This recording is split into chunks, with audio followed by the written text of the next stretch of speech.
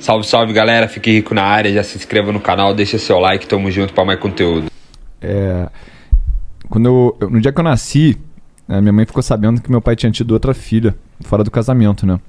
E, cara, isso já me deu uma sensação, porque minha mãe sempre contou essa história, e me deu a sensação que eu, na verdade, fui um problema no dia que eu nasci, né? E aí, minha mãe, quando eu fiz 1 ano, se separou do meu pai, e teve lá uns problemas que eu acabei só conhecendo ele quando eu tinha 10 anos. E aí, quando eu conheci meu pai, o meu pai ele tem um padrão de vida mais alto que a minha mãe. E aí eu vivia nesse conflito aí. Porra, ia pra casa do meu pai, era a casa de rico. Aí ia pra casa da minha mãe, era a casa de classe média baixa. Que as coisas, pô, se desse mole, a comida acabava no dia 25, né? Então, a gente viveu aquele conflito ali. E aí depois de 2 anos, quando eu tinha 12 anos, mais uma vez, o meu pai, ele brigou com a minha mãe e parou de falar com a gente. E aí a gente voltou para aquele mundo de uma realidade só. Aí quando eu fiz uns 14 anos, a gente voltou a se comunicar, mas agora eu já mais maduro, mais experiente. E meu pai falou assim, cara, cansei de brigar com a tua mãe, tu gasta tanto de escola, tu gasta tanto de roupa, de livro, tanto para vocês saírem, eu vou dar esse dinheiro aqui para vocês. Isso aí foi em outubro de 98, né? E aí ele deu esse valor em dólar, porque ele trabalhava no setor petroquímico, então era tudo dolarizado. E desde cedo ele começou a já ensinar a gente a pensar em dólar, porque justamente qualquer moeda antigamente valia pó. Eu vivi essa época aí de tu receber o salário e tu ir correndo pro mercado para pegar as coisas com um preço X ainda. Aí, nessa situação, acabou acontecendo o quê? Em janeiro de 99, e foi aí que eu comecei a pensar com o investidor, teve a máxima de valorização do real. E o real ele passou de 1,20 para R$2 em 2, 3 meses, tá? É como se ele saísse de hoje 5 e pouco para 10. Então, porra, aquela renda ali que a gente recebia, ela cresceu muito rápido. E como a minha mãe, ela não tinha muita educação financeira, ela era boa mãe, na verdade, porque tudo que a gente pedia ela dava, ela não sabia falar não, aí tava sempre dura. Não sei se vocês já viveram essa situação da mãe, assim, ela não consegue falar não pros filhos e aí acaba gastando mais do que pode. E aí eu comecei a controlar isso, eu e esse meu irmão, isso trouxe uma maturidade financeira pra gente muito boa, mas também traz outros pesos, porque quando tu assume responsabilidade muito cedo, isso aí fode com a tua autoestima, né? Porque tu acha que, porra, é muito peso pra você, tu fica muito estressado emocionalmente com isso. E a minha mãe, ela tinha um marido, que ele basicamente foi o que criou a gente de 2 a 14 anos, e ela tinha que ficar pedindo dinheiro pra sustentar eu e meu irmão. E, porra, eu vi ela durante 10 anos ser humilhada pelo cara, tá ligado? Porra, tem que sustentar filho de milionário e tal. Então, a minha relação com o dinheiro sempre foi assim, cara, eu vou pegar o dinheiro aqui e eu vou ficar livre, independente, para não ter que ser esculachado pelos outros e ter a liberdade de fazer o que eu quero. Porque quando a gente saía dessa realidade aí, porra, tava lá com meu pai, tava vivendo vida de rico, aí ia pra casa da minha mãe, era outra realidade. Porra, eu achava isso muito estranho e estressante. Então eu queria proporcionar aquilo de alguma forma, né? E aí, quando eu fiz uns 16 anos, também tive uma briga com a minha mãe e eu saí de casa. E naquele momento eu já tinha sido rejeitado na minha cabeça, né? Isso aí tudo um jovem, uma criança pensando. Hoje em dia eu vejo que foi as melhores coisas que aconteceram pra mim. Eu nem quero que as pessoas entendam que isso eu tô me fazendo de coitado, não. Foi bom pra eu amadurecer.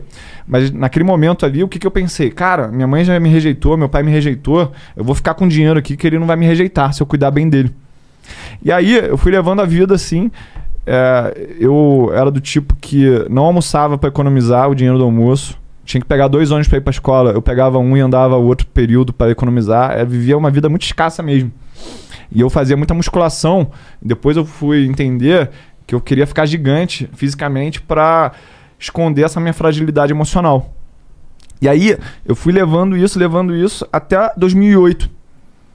E quando deu 2008, teve a crise lá imobiliária, não sei se vocês chegaram a viver isso investindo já, mas a bolsa caía assim, tipo corona, mas muito mais forte, porque a gente sabia o que estava acontecendo, a gente já tinha tido experiência. E os Estados Unidos, eu cheguei lá um dia, uma nota de $100 no Canadá, O cara falou assim, pô, não vou aceitar essa nota não, que os Estados Unidos tá meio quebrado.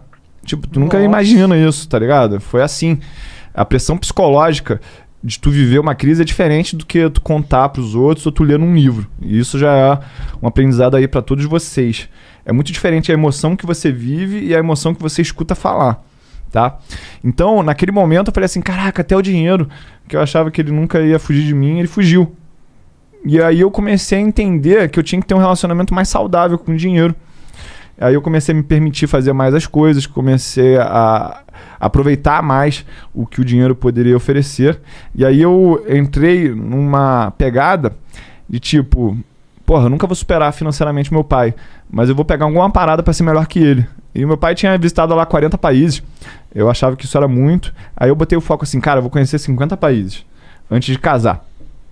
E aí fiquei viajando o mundo inteiro, viajando o mundo inteiro, viajando o mundo inteiro. E nessas viagens eu comecei a aprender muito sobre uma coisa que acontece muito no mercado e os inexperientes acabam caindo, que são as narrativas. Então, começa umas narrativas aí, o mundo vai parar de crescer, o mundo vai parar de crescer. Cara, isso é a maior mentira que tem, porque tem tanto lugar pobre no mundo que precisa crescer muito para muitas pessoas saírem da zona de pobreza e chegar na classe média baixa. Tu vai lá na China, o negócio é pobre mesmo. É muito pobre. Tu vai no Marrocos, é muito pobre. Tu vai nos países aí da América Central, é pobre da galera não ter sapato, entendeu? Então, isso abriu muito a minha cabeça para investimentos. E aí eu comecei a estudar de maneira assim, ininterrupta. Foco aí de ler 2 livros por mês. Nesse período também eu trabalhei na Michelin, no financeiro lá. E aí teve um dia que meu chefe falou assim, cara... tu nunca vai ficar rico nessa empresa, que Michelin, apesar de ser privada, ela tem uma cultura francesa que dá muito benefício para o funcionário, mas não paga tão bem. Dá uma ótima qualidade de vida, mas não são os melhores salários.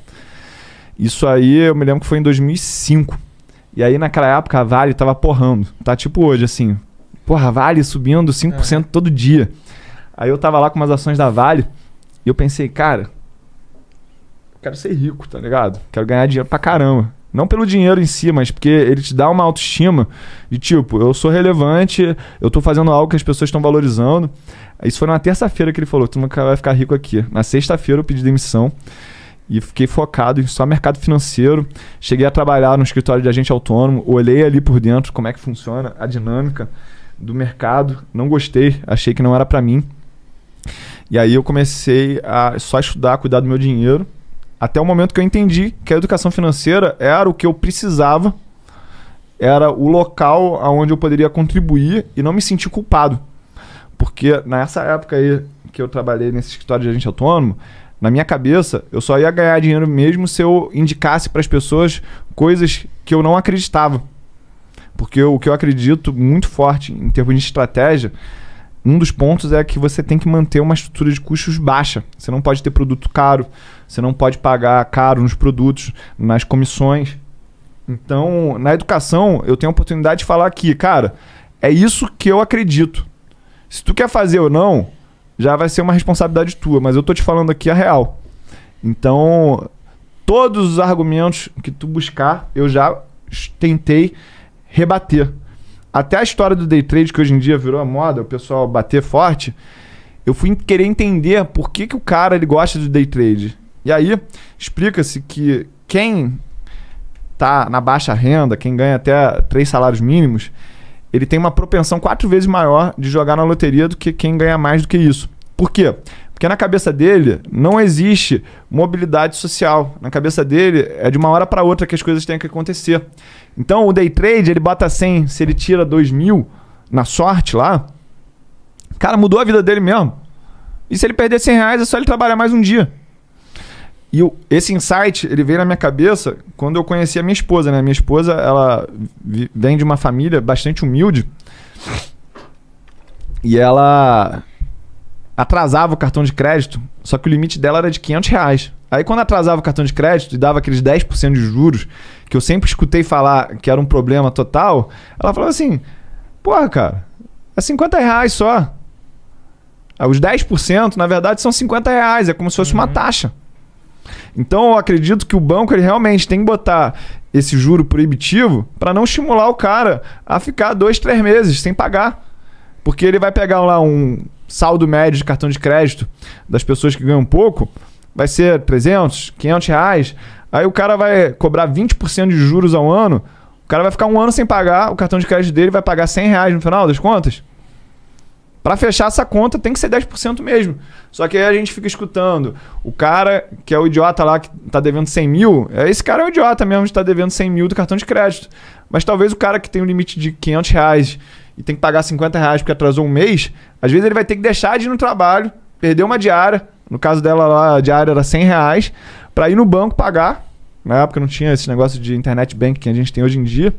E aí, quando tu começa a se movimentar em várias bolhas, né? Porque a gente vive em várias bolhas. A gente está na bolha do digital, tem a bolha do financeiro, tem a bolha das pessoas que acham que ter carro é maneiro, tem a bolha do pessoal do relógio, tem a bolha do tênis, tem a bolha do boné. Tu vai entendendo como é que o mundo é muito diferente. Tanto que a gente estava aqui antes de começar o conteúdo, eu perguntando assim, cara, a galera aí que te segue quer ganhar dinheiro pra quê? Porque às vezes eu abro lá essa pergunta no meu Instagram, tem os caras que falam assim, porra, eu quero comer puta e gastar com noite. Aí tem o cara que fala assim, pô, eu quero cuidar do meu filho. Então se a gente não olhar primeiro pro ser humano para entender por que ele quer aquilo que a gente está querendo oferecer, às vezes a gente está dando um conselho que não faz sentido nenhum para essa pessoa. Entendeu? E aí, entendendo um pouco mais sobre isso, eu comecei a entender também do que a gente acaba vendendo, oferecendo para as pessoas. E a gente pode falar do mercado financeiro, que é provável, que é investir no papai e mamãe, renda fixa, renda variável, ETF, carteira diversificada, isso é o provável de dar certo. Mas tem coisas que a gente faz lá, que elas são pouco prováveis, mas são possíveis. E quando dá certo, dá uma porrada bizarra. Estamos falando aí, por exemplo, de opções. Sim. E aí eu comecei a entender por que alguns discursos na internet de quem está vendendo treinamentos é tão agressivo. Porque, na verdade, aquela pessoa está comunicando do que é possível, não do que é provável. E o preço do provável é um, o preço do possível é outro.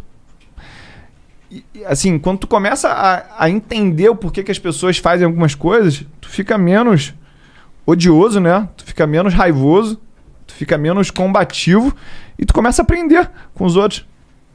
Aí eu fui estudar como é que você usa essas técnicas de falar coisas agressivas sem ser agressivo. E essa jornada aí é outra jornada infinita. E é legal